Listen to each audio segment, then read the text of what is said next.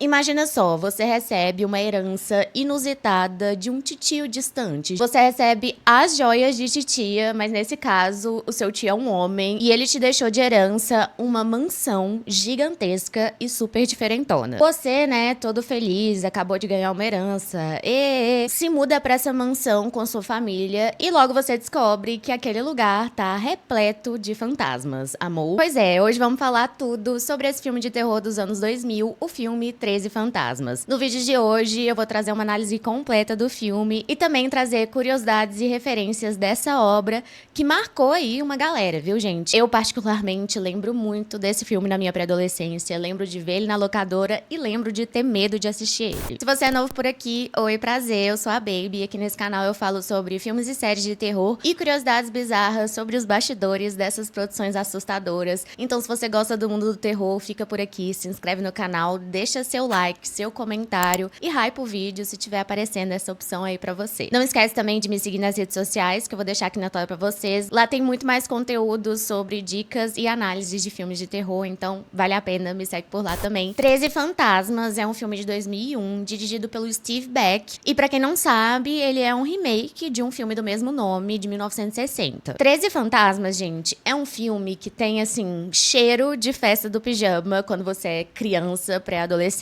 e vai reunir suas amigas, seus amigos em casa pra poder assistir vários filmes de terror que vocês pegaram na locadora. Gente, 13 Fantasmas é esse filme, fala sério. E particularmente, eu acho que ele vale muito mais a pena pela diversão do que necessariamente pelo medo. Porque não é um filme que hoje em dia, por exemplo, me dá medo, mas que me daria medo sim lá quando eu tinha 13, 12 anos. Tanto que eu acho que eu nem assisti naquela época, eu fui assistir 13 Fantasmas, ó, muito depois, porque eu morria de medo desse filme. Ele traz uma coisa que eu particularmente gosto muito, que é fantasmas e muito sangue. Claro que eu vou falar mais pra frente com mais detalhes, mas os fantasmas aqui, eles têm aquela maquiagem exagerada, aquela coisa mais extravagante e over. E aqui, diferente de vários outros filmes de fantasmas, os fantasmas são violentos, eles atacam mesmo as pessoas com muita violência, muito sangue, muito gore. E eu amo isso, gente. Bom, o filme começa apresentando pra gente esse homem rico e excêntrico chamado Cyrus Criticus. Esse cara que tem uma vibe meio de cientista maluco, misturado com historiador, misturado com colecionador, ele tá ali num ferro velho, junto com toda uma equipe, e aos poucos a gente vai entendendo que eles estão ali pra poder caçar um fantasma. Com a ajuda do médium Dennis, interpretado pelo Matthew Lillard, e toda uma equipe gigantesca, eles estão ali naquela missão de capturar um fantasma específico. Esse fantasma se chama Juggernaut, e eu vou falar sobre ele quando eu for falar sobre os fantasmas mais pra frente, mas por aqui a gente precisa saber que o Cyrus e a equipe dele estão caçando esse fantasma no ferro velho. Eles vão lá e jogam um tanto de sangue assim no solo pra poder atrair esse fantasma, e no fim das contas até consegue capturar o Juggernaut, mas o Cyrus acaba morrendo nesse processo. Outras pessoas ali também morrem, é muito sangue, uma loucura. Logo depois, o filme apresenta pra gente o sobrinho do Cyrus, o Arthur Criticus. O Arthur é um homem viúvo com 2 filhos e ele tá super endividado ali, tentando cuidar dos filhos ao mesmo tempo que ele cuida das finanças. E o que acontece? Bem no início do filme mesmo, a gente fica sabendo o que aconteceu com essa família ali do Arthur. Era uma família feliz, o pai, o Arthur, a mãe, a Jane,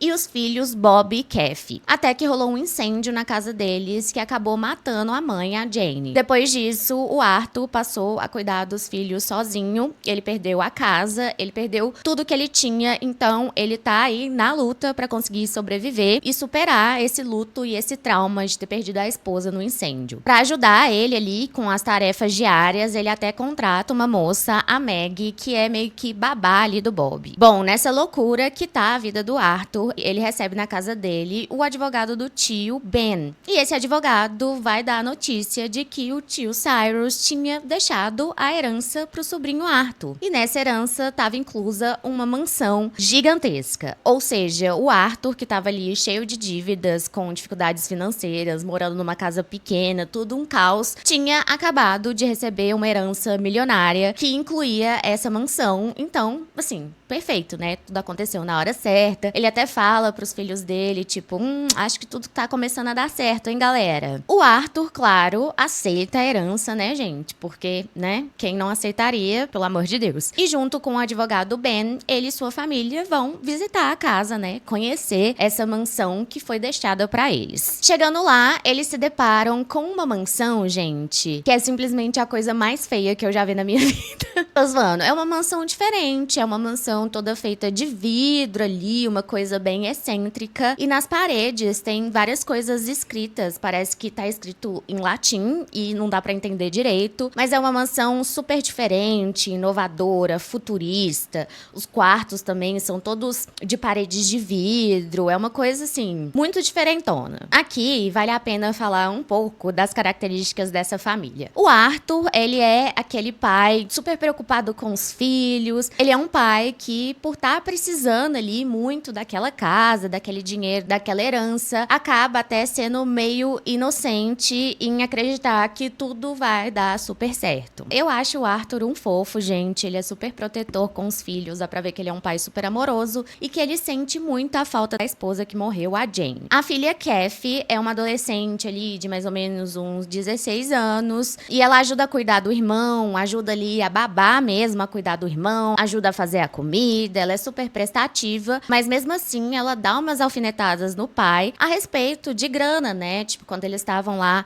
numa situação ruim antes de ter herança, ela questionava o pai sobre quando que eles iam arrumar uma casa nova, se eles iam ser despejados de novo, enfim. O filhinho caçula, o Bob, é um fofo, ele tem mais ou menos 7, 8 anos e ele é um menino obcecado pela morte. Então, ele fica ali vendo as notícias do dia e fazendo, tipo, um body count, tipo, quantas pessoas morreram naquele dia naquela cidade. Enfim, ele é todo diferentezinho, assim, nessa vibe. Ele é um fofinho. E quem cuida dele é a Maggie, que a gente vê aqui, que é uma personagem usada pra poder trazer ali um pouco de humor pro título. Ela sempre tem umas piadinhas. Ela é aquela babá maluquinha, doidinha, que não sei o quê, que ao mesmo tempo que é contratada ali da família, também faz parte da família, também entra nos conflitos, também questiona, também é levada em consideração. Então, essa família aí é composta pelo pai, o Arthur, os filhos Kathy e Bob e a babá do Bob, que é a Maggie. Pois bem, antes de entrar ali na casa, quem aparece na porta é o Dennis, aquele médium lá do início, que ajudava o tio Cyrus a caçar fantasmas. Só que aqui ele tá disfarçado de técnico porque ele quer dar um jeito de entrar ali na mansão, porque o tio Cyrus tinha ficado devendo um dinheiro pra ele. Então ele queria entrar lá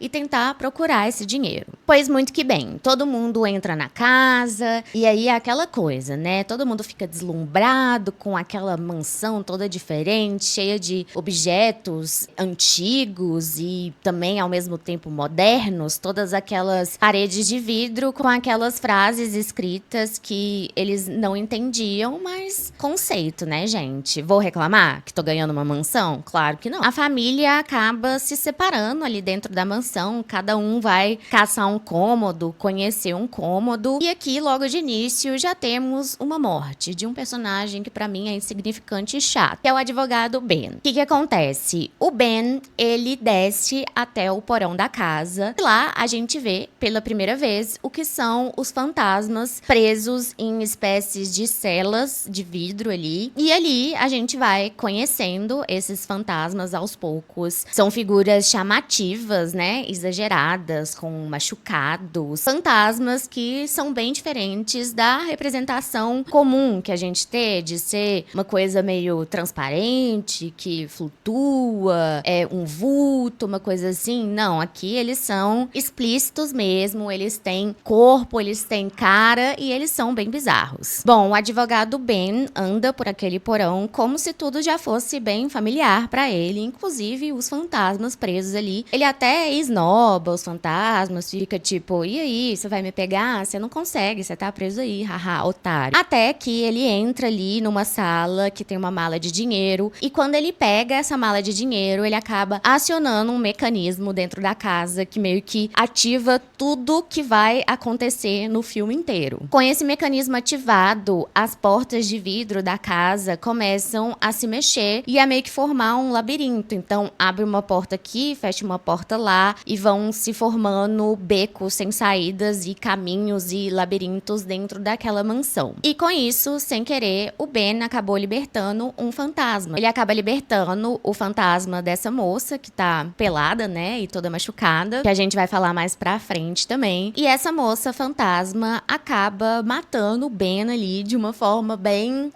marcante, gente. Essa cena é marcante, essa morte é marcante, porque o Ben, ele vai andando meio que pra trás, assim, tentando fugir dessa moça fantasma, quando uma porta de vidro fecha nele e parte ele no meio, gente. Sim, pois é, uma morte que é muito louca, chocante, assim, extravagante, diferente, e que eu lembro de, tipo, lembrar dela, porque na época que eu era pré-adolescente, eu conheci esse filme, mas tinha medo de assistir, eu sabia que tinha essa cena em que o cara morria com a porta de vidro. Essa cena ficou famosa, tá? Pelo que eu lembro. Bom, agora começou, né? O Ben acabou ativando o mecanismo dessa casa, as paredes começam a se movimentar e com isso, os fantasmas começam a se libertar também, a se movimentar também. Aqui, enquanto todo mundo se separou pelos cômodos da casa ali pra poder explorar a mansão, o Bob fica com a babá Maggie, que é um pouco, né, desatenta e acaba perdendo o menino de vista. E o Bob, ele fica andando de patinete ali, o que na minha opinião deve ser muito divertido, andar de patinete numa mansão. E ele acaba chegando até o porão. E gente, tinha esquecido de falar. Quando o Ben, advogado, tá lá no porão, e pra ele é muito normal ver aqueles fantasmas ali presos e etc., ele só consegue ver esses fantasmas, tá? Porque ele usa um óculos especial lá, que faz com que ele consiga ver esses fantasmas. Então, quem tá sem o óculos não consegue ver os fantasmas, e quem usa o óculos consegue ver todos os fantasmas que estão ali na mansão. Pois muito que bem, voltando para o Bob, que tá andando de patinete ali pela mansão, ele acaba achando um desses óculos, na verdade, a Meg babá acha, e ele acaba pegando ali e colocando no rosto, e ele vai até o porão com esse óculos de patinete, e aí, gente, o que acontece? Ele vê um fantasma. O primeiro fantasma que ele vê é o Torso, e aqui eu vou começar a dar nome pros fantasmas que aparecem, porque eles todos têm um nome e uma história por trás. O Torso, basicamente, é um fantasma que tem só o torso, então a cabeça dele tá em outro lugar e ele vai andando ali só com o torso. Claro, né, que o Bob vê esse torso e fica apavorado, porque ele é uma criança de 7 anos, sai correndo em pânico e logo em seguida ele vê outro fantasma que é a Bound Woman, que traduzindo é a mulher amarrada. Ela tá, tipo, presa com o pescoço quebrado e ela tá, tipo, se debatendo na frente dele. O menino, tadinho, fica mais apavorado ainda, começa a fugir por ali, até que ele vê uma outra fantasma. E essa fantasma, gente, é ninguém menos que a mãe dele, a Jane. Então ali a gente vê a figura, né, da esposa do Arthur, mãe dos meninos, e ela tá com uma roupa de hospital, segurando um soro e com metade do rosto queimado, então a gente consegue identificar que é ela. E o Bob fica tipo assim, como assim, mãe? O que você tá fazendo aqui? Enfim, super assustado, né? O Bob sai correndo e acaba batendo ali numa parede de vidro. Com esse impacto no vidro, o Bob acaba desmaiando ali, o óculos dele cai no chão e ele fica ali desacordado. E aqui, gente, eu acho que vale destacar que o Bob, ele some, o que eu acho que foi uma decisão de roteiro baseada na idade do menininho, né? O ator que interpretou o Bob tinha 7, 8 anos na época. Ele era muito novinho pra estar fazendo um filme com tanto conteúdo gráfico, vamos dizer assim. A gente sabe, né? Óbvio, tem várias crianças que fazem filmes de terror e estão no filme inteiro e tal. Mas não sei, eu tenho um palpite de que aqui a escolha do roteiro de fazer com que ele suma durante o filme e só apareça no final tem a ver com a idade dele e com a classificação etária que esse filme teve na época. 13 Fantasmas, de 2001, foi classificado como um filme R lá nos Estados Unidos. Filme R nada mais é que a classificação etária em que menores de 17 anos não podem entrar na sala de cinema para assistir o filme, a menos que estejam acompanhados de responsáveis. aceitáveis. Essa classificação engloba conteúdos de violência intensa ou persistente, nudez de teor sexual, linguagem pesada, uso de drogas, atividade adulta ou temas adultos. E se você for parar pra pensar, esse filme tem nudez, ele tem violência, ele tem gore. Então, talvez a produção ali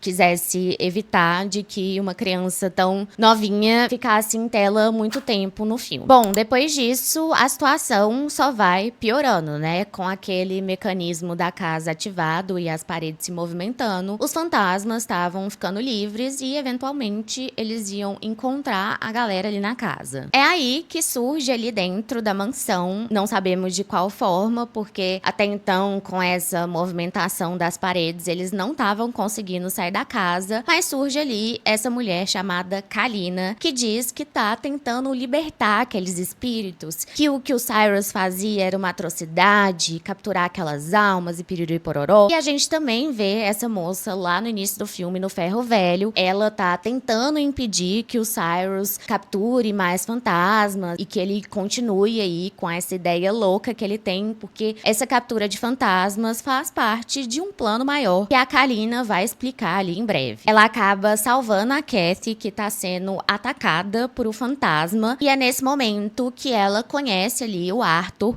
e explica pra ele o que bulhufas está acontecendo. Bom, o que é que tá acontecendo? Por que que o Cyrus estava capturando esses benditos fantasmas que estavam lá no porão? Tudo fazia parte de um plano maior. Naquela mansão, o tio Cyrus tinha construído uma máquina que conseguiria abrir o Oculares Inferno, que é o olho do inferno. Segundo a explicação da Kalina, esse olho daria acesso a um conhecimento total. Passado, presente, futuro, céu, terra, universo, tudo. Abrir esse olho do inferno traria todo o conhecimento do mundo pro Cyrus e assim ele se tornaria o homem mais poderoso do mundo e esse era o objetivo dele. Essa máquina que ele construiu era ativada através de um conjunto chamado Black Zodiac, uma espécie de zodíaco sombrio com 12 espíritos específicos. Esses espíritos, quando liberados, ativariam essa máquina. Segundo a Kalina, existe ainda um 13º fantasma, formado por um sacrifício motivado por amor puro. Ela diz que esse 13º fantasma poderia funcionar como uma trava de segurança para impedir a ativação total da máquina. Esse último fantasma, né, seria fruto de um sacrifício humano voluntário, e ele se chamaria Broken Heart. Então, aqui ela dá a entender que o 13º fantasma seria o próprio Arthur, que para salvar ali os filhos por amor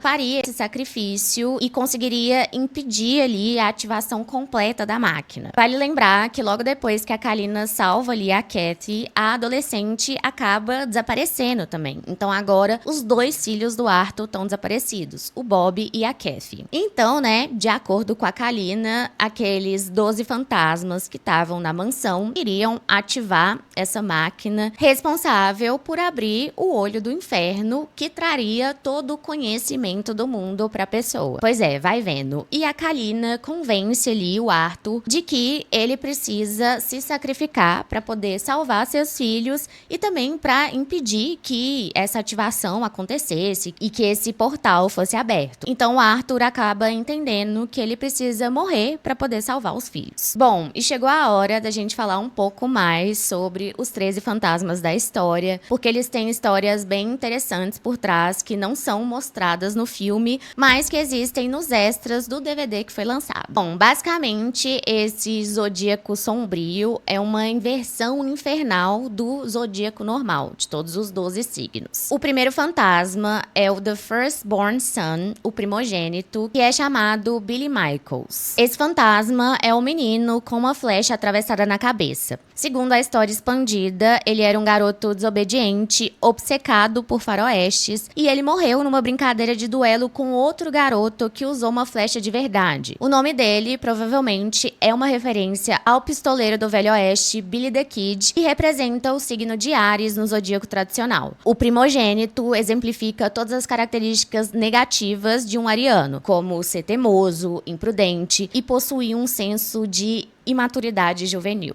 O segundo fantasma é o Torso, chamado Jimmy the Gambler Gambino. Ele é, né, o fantasma sem a cabeça e sem as pernas. A história conta que ele era um apostador compulsivo que se afogou em dívidas com criminosos e acabou esquartejado.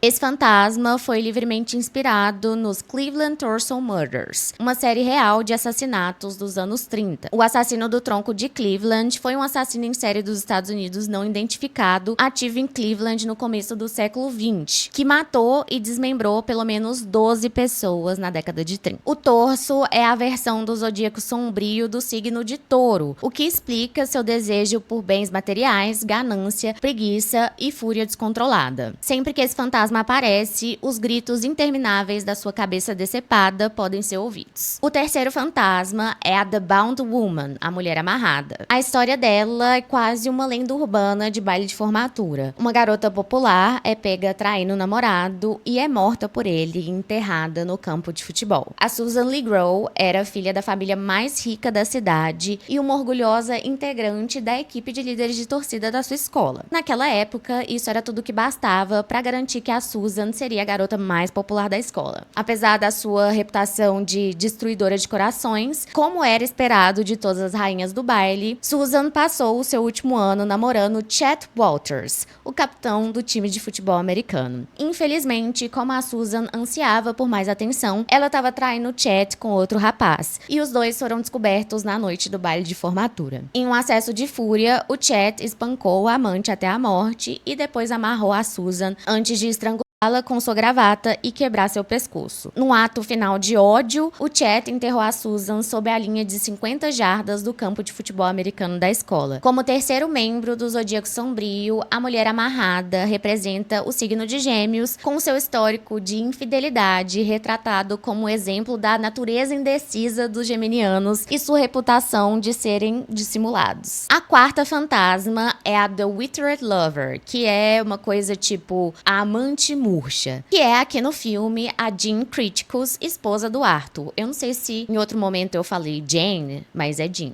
tá, gente? Só pra deixar claro. A Jean é a mãe do Bob e da Kathy. Ela morreu depois do incêndio na casa e aparece ali com o corpo queimado. Ela é a mais trágica dentro da lógica do filme e uma das poucas presenças realmente protetoras. Apesar da sua morte violenta, a Jean provavelmente foi a única integrante do Zodíaco Sombrio genuinamente inocente e bondosa. Quando sua família se mudou para a mansão fantasma de Cyrus, ela fez o possível para proteger eles do perigo e mantê-los a salvo dos espíritos mais malignos. A amante murcha aqui é o equivalente ao signo de Câncer, representada pela sua natureza maternal, intuitiva, compassiva, sensível e emotiva. É claro, né, gente, que o único fantasma bom do filme tinha que ser uma canceriana, porque nós, cancerianas, nós somos assim, né, genuinamente bondosas. O quinto fantasma é o The Torn Prince, o príncipe despedaçado, que aqui é o Royce Clayton. Esse fantasma é aquele rapaz desfigurado com um taco de beisebol. Ele era um adolescente bonito, talentoso e arrogante, que aceitou ali um racha de carro e acabou sofrendo um acidente horrível depois que sabotaram o carro dele. O Royce parecia que estava se saindo bem ali naquele racha, mas ele não conseguiu controlar uma curva perigosa e caiu de um penhasco, capotando o carro 3 vezes antes de explodir em chamas. O acidente dilacerou grande parte do seu corpo, incluindo um enorme pedaço do lado direito do rosto. O futuro de Royce virou história. Seu corpo foi enterrado com vista para o campo de beisebol e mesmo morto, seu fantasma assombra os corredores da casa de Cyrus com um taco de beisebol ainda na mão. Ele representa o signo de Leão, sendo egocêntrico, egoísta, possessivo e impaciente. Gente, não sou eu que tô falando, tá? É o filme. Olha lá, hein? O sexto fantasma é a The Angry Princess, ou a Princesa Raivosa, que aqui é a Dana Newman. Ela é aquela fantasma que tá nua, cheia de cortes e com um visual talvez mais marcante do filme. A origem dela gira em torno de autoimagem destruída, cirurgias plásticas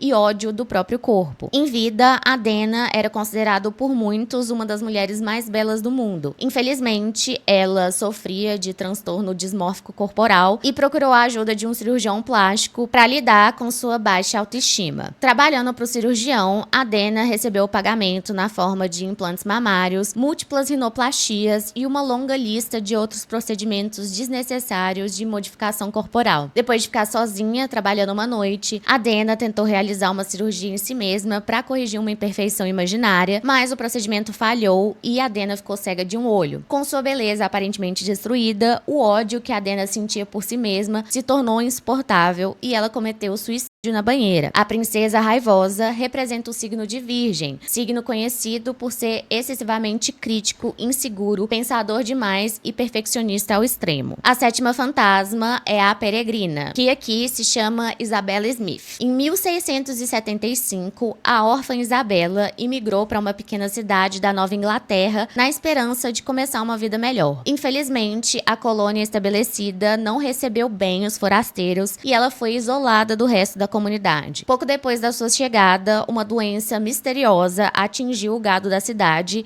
e todos morreram. Um pregador local decidiu usar as mortes como pretexto para acusar a Isabella de bruxaria. Apesar dos seus apelos de inocência, o pregador adoeceu repentinamente e isso horrorizou a cidade, levando todos a acreditarem que a Isabella era, de fato, uma bruxa. A cidade perseguiu ela até um celeiro que foi incendiado. Milagrosamente, ela sobreviveu ao incidente, saindo do celeiro completamente ilesa. Isso chocou a cidade, que decidiu que era a prova de sua bruxaria e a sentenciou a uma morte lenta e dolorosa no tronco. Crianças a apedrejaram, adultos a amaldiçoaram e cuspiram nela.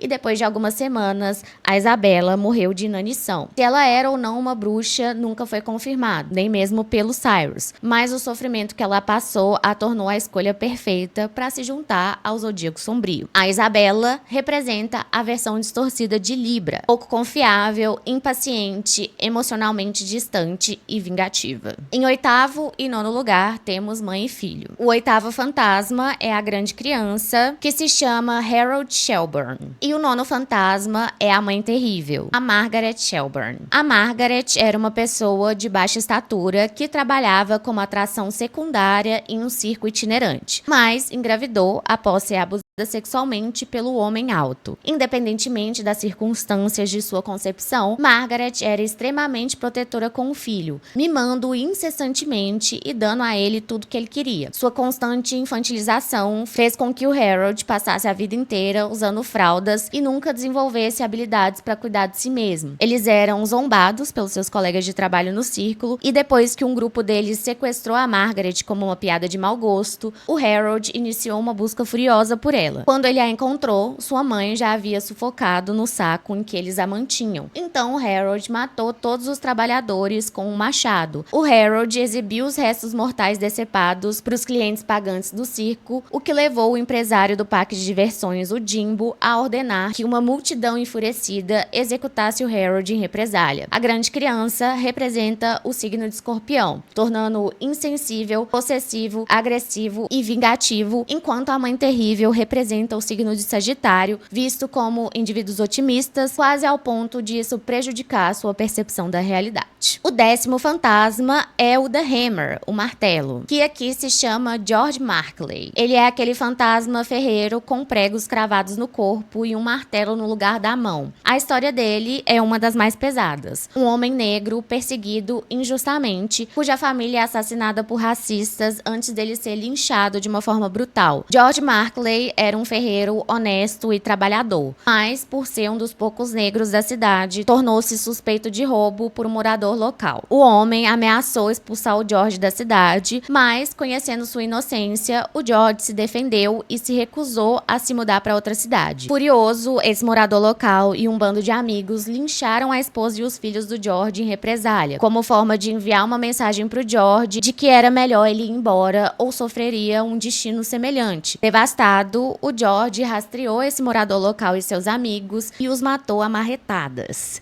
Quando a cidade soube do ocorrido, o George foi levado por uma multidão enfurecida até sua oficina, onde o amarraram a uma árvore e cravaram pregos em seu corpo com sua própria marreta. Em um último ato de racismo horrível, os moradores da cidade cortaram a mão do George e substituíram pela sua marreta. Como 10º membro do Zodíaco Sombrio, ele também representa os traços de teimosia, implacabilidade, impulsividade e brutalidade encontrados em Capricórnio. O 11º fantasma é o Chacal, e o nome dele é Ryan Khan. Ele é aquele fantasma da jaula na cabeça com uma postura de animal. O Ryan Khan era um predador sexual extremamente violento que foi internado num asilo, onde os métodos de contenção deformaram ainda mais seu corpo e sua mente até ele morrer num incêndio. Nascido em 1887, filho de uma prostituta, Ryan Khan era um misógino descontrolado, com uma luxúria insaciável e doentia por mulheres. Ele passou a vida como um predador sexual em série, com tendência a atacar, estuprar e assassinar mulheres aleatórias que voltavam para casa tarde da noite, ou prostitutas que apenas tentavam trabalhar em paz. Reconhecendo que suas tendências animalescas eram um problema grave, o Ryan se internou voluntariamente no asilo Borewood. Infelizmente, o tratamento foi ineficaz. O Ryan perdeu gradualmente qualquer contato com a realidade que um dia ele teve e foi diagnosticado com insanidade. Ele arranhava as paredes da sua cela com tanta violência que arrancou as unhas, e o ato frequente de arranhar deformou suas mãos. Certo dia, o Ryan atacou uma enfermeira, obrigando os auxiliares a confiná-lo em uma camisa de força, apertando-a cada vez que ele se comportava mal. O Ryan se comportava mal com frequência, e a cada aperto na camisa de força, seus membros continuavam a se dobrar e contorcer. Ele acabou roendo a camisa de força, forçando os médicos a prenderem sua cabeça a uma espécie de gaiola rudimentar e mantê-lo trancado na escuridão isolada no porão do hospício. Ryan passou a odiar qualquer forma de contato humano, gritando descontroladamente sempre que alguém ousava se aproximar. O hospício acabou pegando fogo, mas em vez de fugir com os outros, Ryan optou por ficar em sua cela e deixar o fogo consumi-lo. Aqui, ele representa o extremismo, a rebeldia e a falta de empatia de Aquário. Mas, gente, lembrando que rola essa associação dos signos, mas, né, é uma coisa aqui da história, tá? Eu não tô aqui querendo rotular nenhum signo como ruim ou mal, e tipo assim,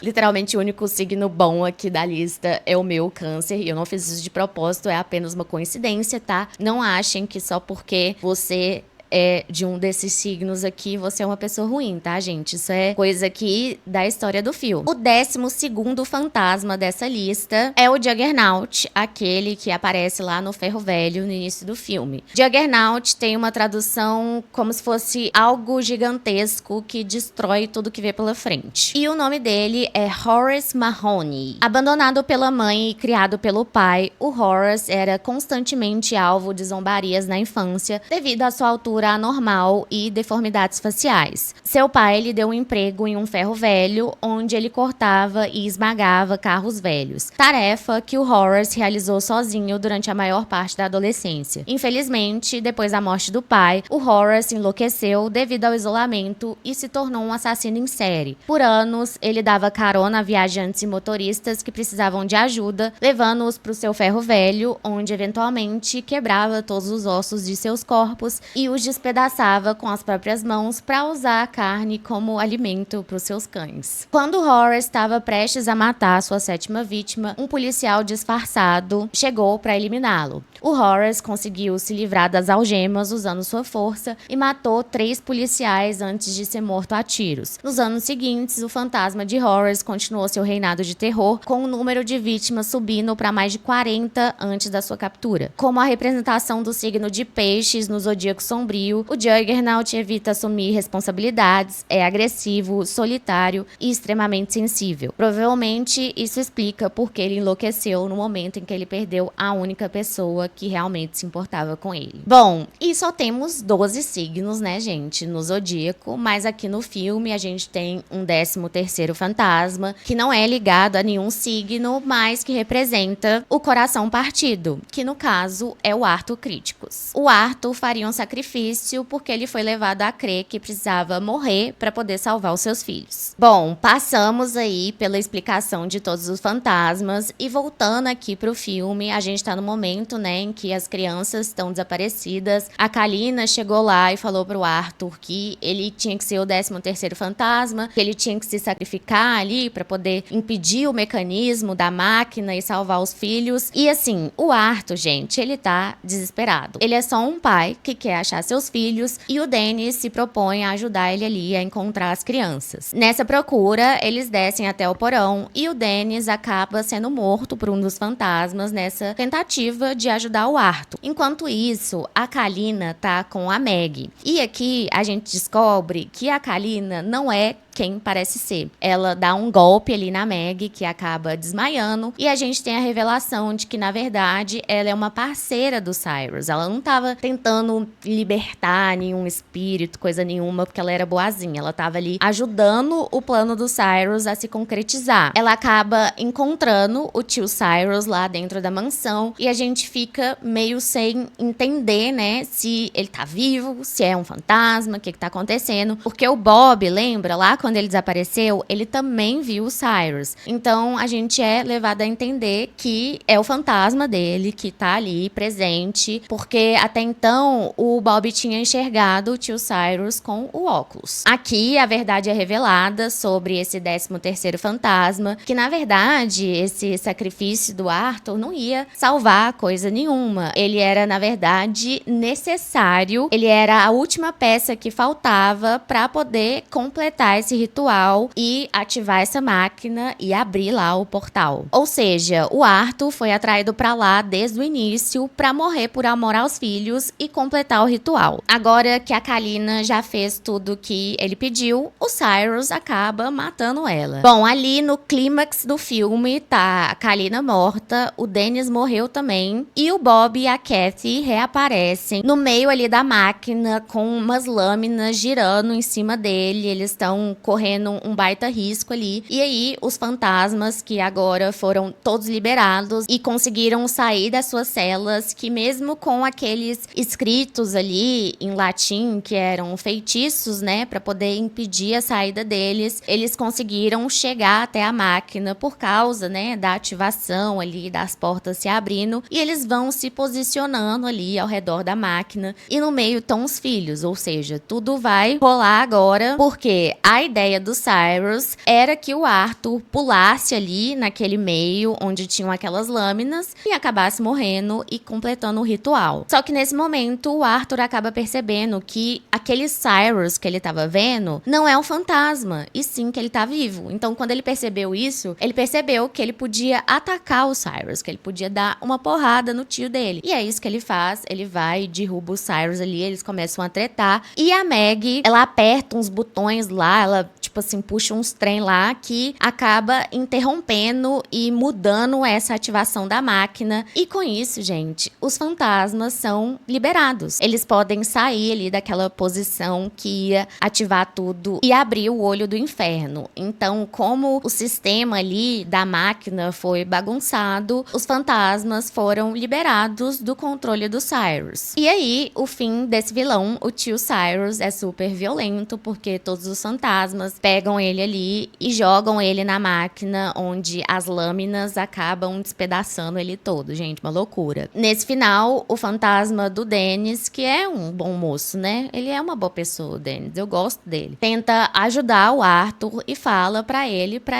né? Pra ele ter coragem ali de salvar os filhos. E o Arthur pula ali no meio e consegue libertar as duas crianças daquela máquina que ia acabar matando eles também com aquela lâmina muito louca. A máquina entra em colapso, a casa inteira começa a se destruir, as paredes de vidro vão se quebrando e os fantasmas finalmente são libertados e conseguem ir embora. Antes de desaparecer, a Jean, mãe das crianças, dá um último sorriso ali pra família, num momento meio triste e meio reconfortante também. O Arthur, a Kathy, o Bob e a Maggie conseguem sair vivos da casa. Bom, na minha opinião, 13 Fantasmas é um filme divertido, vale a pena assistir, e é um filme que você tem que ir assistir com aquele olhar de tentar voltar ali pros anos 2000 pra poder se inserir mais na história, porque a maquiagem é bem exagerada, ela é bem over, a atuação também, ela tem aqueles momentos de impacto, assim, uma coisa meio drama, é meio exagerado, mas todas essas características eram características marcantes ali da época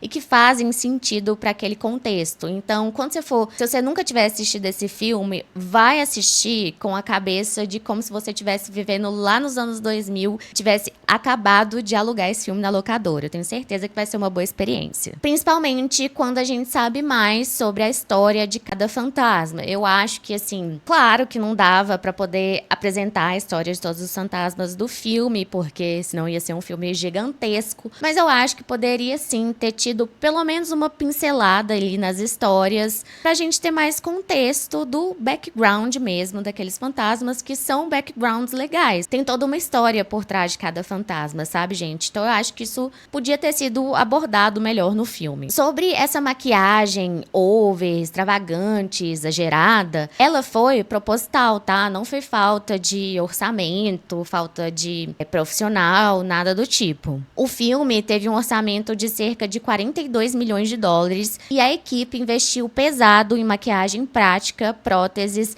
e design de produção. O motivo da maquiagem parecer tão exagerada e artificial é que essa era a proposta visual. O diretor, ele não queria fantasmas genéricos que ficam pairando ali pela casa. Muito pelo contrário, cada fantasma recebeu uma história própria que serviu de base para um design mais extremo. Os artistas tiveram referências de artes no estilo de quadrinhos e se afastaram de um conceito realista, optando por incorporar aquilo que eles chamavam de os piores pesadelos das pessoas, mesmo que ficasse mais estilizado e menos naturalista. E essa também foi uma escolha de linguagem do diretor. Ele queria fantasmas agressivos, sempre em modo de ataque, e ele disse que não queria espíritos apenas parecendo assustadores. Isso ajuda a explicar por que os visuais são tão carregados. Ele queria que eles fossem uma presença violenta, realmente um pesadelo ali incorporado. E também a própria casa reforça essa decisão. Como o cenário era quase todo de vidro transparente, o diretor disse que não queria repetir o clichê do filme de fantasma escondido na sombra. Até porque não dava, né? Com a casa transparente, como é que ia ter sombra pro fantasma se esconder? A ideia era justamente mostrar essas criaturas por inteiro e de vários ângulos. Quando se escolhe filmar monstros desse jeito, o design precisa ser mais gráfico e marcante, porque ele vai ser visto claramente e não sugerido no escuro. E aqui vale a pena falar de como que eram os fantasmas no filme original de 1960. No filme de 60, os fantasmas eram bem diferentes do remake de 2001. Eles tinham um visual bem mais simples, teatral e de meio que uma atração no parque de diversões no Trem Fantasma, entendeu? Eles apareciam como figuras isoladas pela casa. Por exemplo, uma mulher chorando, mãos agarrando no escuro, um esqueleto em chamas, uma mulher enforcada, um carrasco segurando uma cabeça decepada, um leão com um domador sem cabeça e uma cabeça flutuante. Eles não tinham aquele design hiperagressivo, cheio de próteses e gore estilizado do remake. E aqui tem um detalhe bem interessante, que o grande truque visual utilizado no filme de 60 era o Illusion O. As cenas normais eram em preto e branco, mas as aparições dos fantasmas eram feitas com um processo em que os elementos humanos e do cenário recebiam um filtro azulado, enquanto os fantasmas apareciam em vermelho translúcido sobrepostos à imagem. No cinema, o público recebia um óculos com um visor colorido e, olhando por um lado, os fantasmas ficavam mais visíveis e, por outro, eles praticamente sumiam. Então, na prática, os fantasmas do original tinham um ar mais de ilusão de ótica e de assombração clássica e menos real e físico. Eles eram mais próximos de aparições sobrenaturais antigas do que de monstros. Esse Illusion O, gente, não era o 3D daquele vermelho e azul, tá? Se parecia, mas não era a mesma tecnologia. E no original também, quem é o protagonista é o tio Cyrus. Então, é a mesma história, só que acontecendo com o tio Cyrus, como se fosse o prequel do tio Cyrus, sabe? No filme de 60, o protagonista é o Cyrus Orba, um pai de família sem dinheiro, que recebe de herança a mansão do tio Dr. Platus Orba. Ou seja, é a mesma história, só que aqui no remake eles colocaram como o Cyrus sendo o tio e o Arthur sendo o pai que vai pra casa e leva as crianças e etc. Bom, como eu falei antes, o filme 13 Fantasmas de 2001 teve um orçamento de cerca de 42 milhões de dólares e acabou faturando mais ou menos 68 milhões de dólares. Na época, a recepção da crítica foi fraca. Hoje em dia, ele também tem uma nota meio baixa no Letterboxd. Mas, gente, não levem em conta todas as notas baixas, tá? Tem filmes que, mesmo com nota baixa, valem a pena assistir assistir, eu nem sempre levo em consideração essa questão de nota baixa. E acho que 13 Fantasmas é um filme talvez mal compreendido, porque ele deixa a desejar nesse aprofundamento do roteiro, na história dos fantasmas e etc. E acaba ficando uma coisa meio superficial. E tem muita gente que não gosta também do visual dos fantasmas, dessa coisa exagerada e artificial, que eu confesso que, de uma certa forma, me incomoda, mas não ao ponto de eu não gostar do filme. E também, falando da história dos 13 fantasmas, né, eu já até postei um vídeo, acho que no Instagram já tem um tempo, falando que um filme que merecia um novo remake era esse 13 Fantasmas. Eu acho que tá na hora de atualizar essa história, e isso vai acontecer, mas não como filme. Já foi confirmado que tá em desenvolvimento a série de 13 Fantasmas, que vai abordar a história de cada fantasma. Ou seja, perfeito, né, gente? Eu acho que eu falei que gostaria de um remake filme, mas a série vai ficar bem melhor, porque vai dar pra aprofundar realmente na história dos fantasmas em cada episódio, etc. Então eu acho que realmente essa foi a melhor escolha